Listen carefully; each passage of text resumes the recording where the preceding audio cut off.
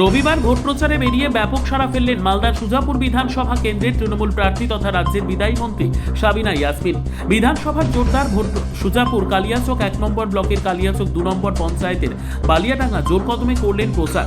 হিন্দুপাড়া, নামোপাড়া, মোমিনপাড়া, হাজিপাড়া সহ একাধিক এলাকা।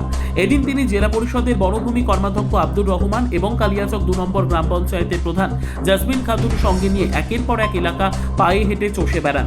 গ্রামে গ্রামে গিয়ে ভোটারদের সঙ্গে মিলে যান, তাদের সঙ্গে জনসংযোগ তৈরি করে রাজ্য সরকারের উন্নয়নের নিরিখে ভোট প্রার্থনা করেন এবং তৃণমূল প্রার্থী হিসেবে তাকে সুজাপুর বিধানসভা কেন্দ্রে বিপুল ভোটে জয়ী করার আবেদন জানান ভোটারদের কাছে।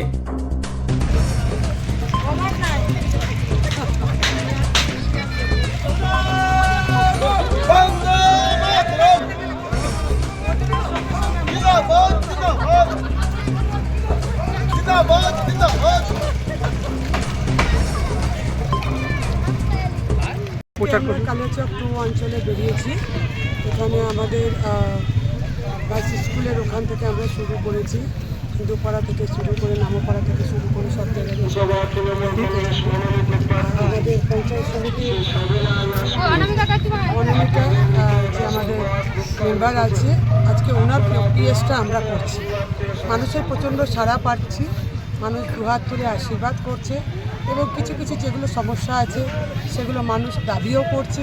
আগামী দিনে তারা ভরসা রাখছে যে মমতা ব্যানার্জিই কাজ করবে, ফলে দাবিও তারা আমাদের কাছেই রাখছে।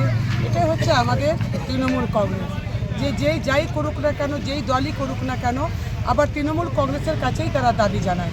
তাদের আশ্বাস ভরসা আছে মামাটি মানুষের নেত্রী মমতা ব্যানার্জির কাছে।